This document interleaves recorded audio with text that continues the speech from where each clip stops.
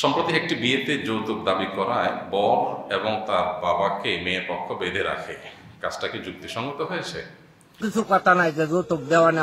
তখন আজকে কাবিনের সময় ছেলের বাবা চাইতেছে আমার গাড়ি দেওয়া। আমি গরিব মানুষ বাবা, আমি গাড়ি করতে দিলাম, আমার তো গাড়ি দেওয়ার মতো সমর্থন নাই।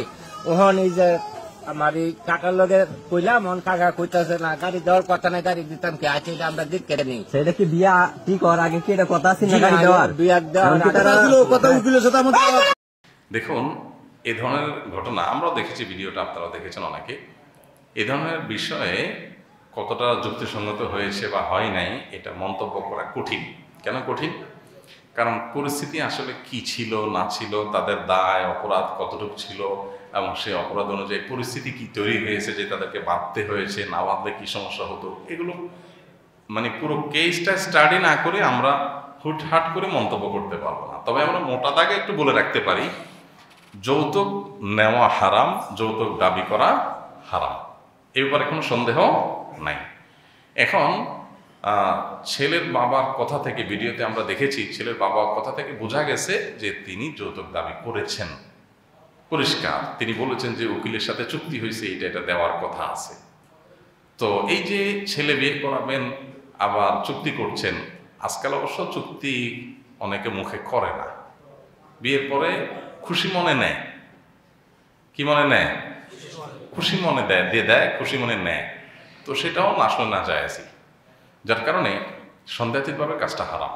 কিন্তু এ ধরনের কাজ যদি কেউ করে, অবশ্যই অন্যায়কে বাধা দিতে হবে, তাদেরকে নিষেধ করতে হবে। এগুলো আগে থেকেই যারা এ সমস্ত দাবি করে তাদের সাথে আত্মীয়তা করাই উচিত না। আলহামদুলিল্লাহ, ভালো মানুষের পরিমাণ সমাজে এই সমস্ত দিক থেকে অন্তত বাড়ছে। অনেক অপরাধের মাত্রা বাড়লেও যৌতুকের প্রথা, যৌতুকের অভিশাপ, এগুলো সমাজ থেকে আলহামদুলিল্লাহ দূর হচ্ছে। এবং এটার জন্য এককভাবে অবদান এদেশে আলেম সমাজের। এদেশ থেকে যৌতুককে বিতাড়িত করার জন্য সবচেয়ে বেশি ভূমিকা রেখেছেন কারা? ওলামা একরাম, হুজুররা। হুজুরদের কোনো অবদান অনেকে খুঁজে পায় না। এদেশ হিন্দুদের সাথে থাকতে থাকতে হিন্দুদের মধ্যে অনেক কুপ্রথা আছে যেগুলো আমাদের মধ্যে, মুসলমানদের মধ্যে চলে আসছে। এর মধ্যে আপনার কন্যা সন্তান, তাদের প্রতি একটু বৈরী ভাব, এটা মক্কার মুশরিকদের মধ্যে ছিল। আবার আপনারা জানেন ভারতবর্ষেও মানে পুরুষের সাথে, পুরুষ মারা গেলে সতীদাহ করা হতো, স্ত্রীকে তার সাথে পুড়ে দেওয়া হতো, তাই না? এগুলো বন্ধের পিছনে যেরকম ঐতিহাসিকভাবে মুসলমানদের অবদান ছিল, আর ইসলামের বিধানও সেটা যে নারীদেরকে নারী হওয়ার কারণে কোনো প্রকার নিগ্রহের শিকার করা যাবে না। এই জন্য যৌতুকের বিরুদ্ধে আলেম ওলামারা বরাবর কথা বলেছেন এবং তার ফলশ্রুতিতে যৌতুক আলহামদুলিল্লাহ কমে গেছে। এখন যারা যৌতুক দাবি করবে তাদের সাথে মেয়ে বিয়েই দিবেন না, তাদের সাথে আত্মীয়তা করবেনই না। হ্যাঁ, উপযুক্ত ভালো মানুষ খুঁজে পেতে কষ্ট হবে। আপনি যদি স্যাক্রিফাইস করেন যে আমার টাকা পয়সা দরকার না, একটা ভালো ছেলে দরকার, দিনমজুর হোক, কিন্তু সে মানুষটা ভালো হবে, আল্লাহর হবে, আলহামদুলিল্লাহ এরকম পাত্রের অভাব নাই। বহু ছেলে পেলে নিজের চরিত্র হেফাজত করার জন্য, বিয়ে করার জন্য মেয়ে খুঁজে বেড়ায়, কিন্তু মেয়ের বাপরা টাকার বস্তা ছাড়া বিয়ে দিবে না, সরকারি চাকরি ছাড়া বিয়ে দিবে না। তো যার কারণে ওদের কপালে দুঃখ বেশিরভাগ ক্ষেত্রে লেগেই থাকে, ভেজাল লেগেই থাকে। এই জন্য দিনদারিতাকে অগ্রাধিকার দিয়ে বিয়ে করলে সেক্ষেত্রে পাত্র বা পাত্রীর অপেক্ষা মানে আপনার অভাব হওয়ার কথা না। এখন এভাবে কেউ যৌতুক দাবি করলে তাকে বেঁধে রাখা যাবে কিনা বা রাখা উচিত কিনা, মৌলিক কথা হলো আইন নিজের হাতে তোলা উচিত না। কেউ অন্যায় করেছে, অপরাধ করেছে, তার অপরাধের বিচারের মুখোমুখি করা যেতে পারে, সামাজিকভাবে, বিচারিকভাবে নানাভাবে উদ্যোগ নেওয়া উচিত, যাতে করে অন্যরা সেখান থেকে শিক্ষা গ্রহণ করে উৎসাহিত হয়। ইন্ডিভিজুয়াল এই কেসটাতে কতটা সঠিক হয়েছে, তাদের কি ভূমিকা ছিল, কোন পরিস্থিতিতে তারা বেঁধেছেন, বাধাটা কি সাময়িক ছিল না কি ছিল, পুরো বিষয় নিয়ে আমরা মন্তব্য করছি না। তবে এটা ঠিক যে অন্যায়ের বিরুদ্ধে আমাদের অবস্থান নিতে হবে, সেটা আবার আইন হাতে তুলে নিয়ে যা খুশি তা করার মতো স্বেচ্ছাচারিতা যেন না হয়। কারণ স্বেচ্ছাচারিতা যদি হয়, কারো প্রতি জুলুম যদি হয়ে যায়, মাত্রা যদি হারিয়ে যায়, তাহলে সেক্ষেত্রে সেটা আবার কি হবে, আরেকটা অন্যায় হবে। এই জন্য ব্যালেন্স করতে হবে। আমাদের প্রতি যদি কেউ অন্যায় করে, জেনারেল কথা বলতেছি, এই ঘটনার বাইরে এসে যদি কেউ আপনার প্রতি জুলুম করে, তাহলে আপনি কি করতে পারেন? কেউ ধরুন একটা বকা দিছে আপনাকে, বা আপনাকে একটা ধাক্কা দিছে, আপনি কি করবেন? আল্লাহ তাআলা কোরআনে কারিমে বলেছেন, ফাইন আকাবু ফাআকিবু বিমিসলি মা উকিবতুম বিহি।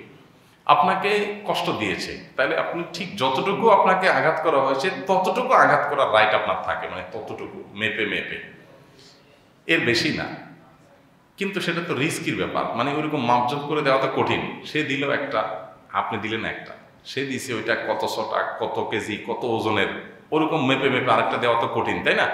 এই জন্য আল্লাহ তাআলা আয়াতের পূর্বাংশে বলছেন যে ওয়ালা ইন সাবারতুম লাহুয়া খায়রুল লিস-সাবিরিন, আর যদি মাফ করে দাও সেটা হবে অধিকতর উত্তম, কারণ সেফ, তুমি রিস্কে গেলা না।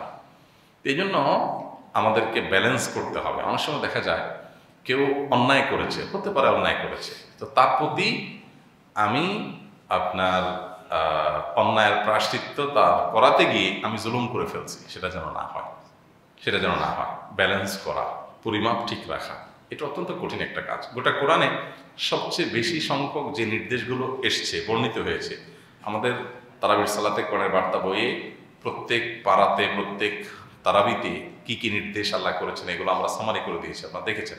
তো এই নির্দেশগুলো আপনি পর্যালোচনা করলে, একটু চোখ ঘুরালে দেখবেন যে নির্দেশগুলো কোরআনে সবচেয়ে বেশি সংখ্যকবার দেওয়া হয়েছে, এর মধ্যে একটা হলো ন্যায় বিচার করা, জুলুম না করা, খুব গুরুত্বপূর্ণ একটা ব্যাপার। তো সেটা যেন সব ক্ষেত্রে ঠিক থাকে, আমাদের সেটা মাথায় রেখে তারপরে কাজ করতে হবে। তবে সন্দেহাতীতভাবে এটা ঠিক যে অন্যায়কে বাধা দান করতে হবে, অন্যায়কে প্রশ্রয় দেওয়া যাবে না। বর্তমান সময়ে অনলাইনে জুয়া একটা ব্যাপক হারে বেড়েছে। এটা বেড়ে যাওয়ার কারণে যুব সমাজ নষ্ট হচ্ছে, তবে বিকাশ, নগদ এরা সহজ করে দিচ্ছে, বিধায় এটা সমাজ নষ্ট করছে বেশি। এ বিষয়ে কিছু বলবেন যেন অনলাইনে এসব সাইট বন্ধ করা যায়, পারলে সবাই এগুলো বয়কট করি। ধন্যবাদ মূল্যবান প্রশ্ন এবং মতামত দেওয়ার জন্য। এটা সঠিক এবং সত্য কথা যে আমাদের সমাজে ব্যাপকভাবে জুয়ার ভয়াবহতা বেড়েছে, এটা সত্য কথা। এবং অনলাইনে জুয়া সহজ করা হয়েছে। আমরা যাদেরকে সেলিব্রিটি মনে করি, যাদের জন্য নিজেদের নামাজ কালাম বাদ দিয়ে, কাজ কাম বাদ দিয়ে ঘন্টায় ঘন্টা খেলা দেখি, তাদের অনুষ্ঠান দেখি, এই সমস্ত তথাকথিত সেলিব্রিটিরা অনেকেই তারা জুয়ার প্রমোশন করে, জুয়ার অ্যাডভার্টাইজ দেয়, এবং তাদের এগুলো দেখে বহু যুবক সর্বস্ব হারিয়ে ফেলে, বহু মানুষ রাস্তায় বসে যায়। কারণ জুয়ার এই ফাঁদে অল্প টাকায় বড়লোক হয়ে যাবে এই স্বপ্নে মানুষ বিভোর হয়ে যখন নামে, ফলে মূলে সব কিছু একদম গোড়া সহকারে অনেক সময় টান দেয়। আল্লাহ সুবহানাহু ওয়া তাআলা কোরআনে কারীমে বলেছেন, ইন্নামাল খামরু ওয়াল মাইসিরু ওয়াল আনসাবু ওয়াল আজলামু রিজসুম মিন আমালিশ শাইতানি ফাজতানিবু। নিশ্চয়ই মদ, জুয়া, এই জাতীয় যে আরো কয়েকটা অপরাধের কথা আল্লাহ উল্লেখ করে বলেছেন, এগুলো সব শয়তানি কর্মকাণ্ড, অতএব এগুলো থেকে তোমরা বেঁচে থাকো। এজন্য জুয়ার এই কাজটা থেকে অবশ্যই একজন মুসলমানকে বেঁচে থাকতে হবে। আমাদের দেশে এবং গোটা বিশ্বব্যাপী জুয়া খেলা যারা অভ্যস্ত হয়ে গেছে এবং আসক্ত হয়ে গেছে, এদের সর্বস্ব তারা একসময় হারিয়ে ফেলেছে।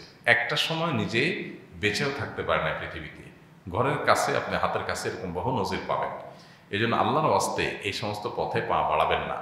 খেলাধুলার নামে, নানা নামে এগুলো হচ্ছে। সরকারের উচিত, প্রশাসনের উচিত এই জুয়ার সাইটগুলো কঠোরভাবে বন্ধ করে দেওয়া। কিন্তু দুঃখজনক, একদিকে বলা হচ্ছে এগুলো অবৈধ, আরেক দিক থেকে সাইটগুলো ওপেন। অবশ্য বন্ধ করলেও নানাভাবে তারা ওপেন করতে পারে, তারপরেও প্রশাসনের আরও সচেষ্ট হওয়া উচিত। এবং আমরা আমাদের বন্ধুবান্ধবদেরকে এই ধরনের অন্যায় থেকে বেঁচে থাকার জন্য বলবো, যত রকমের জুয়া আছে এগুলো সবগুলো ধ্বংস ডেকে আনে, নিশ্চিত ধ্বংস। আখিরাত ধ্বংস করবে শুধু তা না, আপনার দুনিয়ায় কি করবে, শেষ করে দিবে, একেবারে ধ্বংসের দ্বার প্রান্তে নিয়ে যাবে। মনে রাখবেন, শর্টকাটভাবে বড়লোক হওয়ার কোনো পথ ইসলাম সমর্থন করে না। আছে না যে শর্টকাট হইতে বড়লোক হয়ে যাওয়ার, 10 টাকা 40 লাখ টাকা, হ্যাঁ, আপনি জুয়া ধরলেন, জুয়া ধরে কোটিপতি হয়ে গেলেন, এরকম সংক্ষেপ রাস্তা দিয়া, কোনাকুনি পথ দিয়া বড়লোক হয়ে যাবেন রাতারাতি, এরকম কোনো পথ ইসলামে জায়েজ রাখে না। আর জুয়া হলো এটার প্রধান পথ। জুয়ার মাধ্যমে এরকম শর্টকাটে বড়লোক হওয়ার স্বপ্ন দেখানো হয় মানুষকে। বড়লোক হতে চান, পরিশ্রম করেন, আল্লাহ বড়লোক করলে আলহামদুলিল্লাহ। আর নিয়ত যদি হয় এটা দিয়ে আমি আল্লাহ রাস্তা দান কাজ করবো, দান সাদেকা করবো, তাহলে বড়লোক না হতে পারলে আপনি সব পেয়ে যাবেন। ইমানদার হারাবার কিচ্ছু নেই।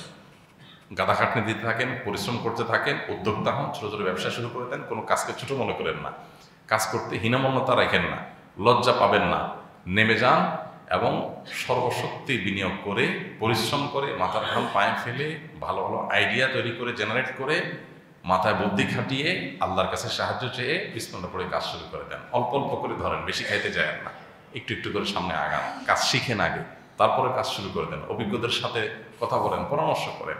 জুয়া টুয়া খেলে বড়লোক হতে যাবেন না। জুয়া খেলে বড়লোক হয়ে গেছে আর সুখে ছিল, সুখ শান্তির দুনিয়া থেকে চলে গেছে, এরকম মানুষ পাবেন না। আর এরকম মানুষ থাকার কথা না। তো এই জন্য হারাম থেকে আমাদের বেঁচে থাকতে হবে। আল্লাহ তাআলা আমাদের যুব সমাজকে রক্ষা করুন এবং আমাদের সমাজে দায়িত্বশীলদেরকে তার দায়িত্ব পালন করার তৌফিক দান করুন। এই হারামের গর্তে যদি একবার পাওয়া দেন, ফিরে আসা কঠিন কাজ। অনেক মানুষ জীবন শেষ করে ফেলেছে।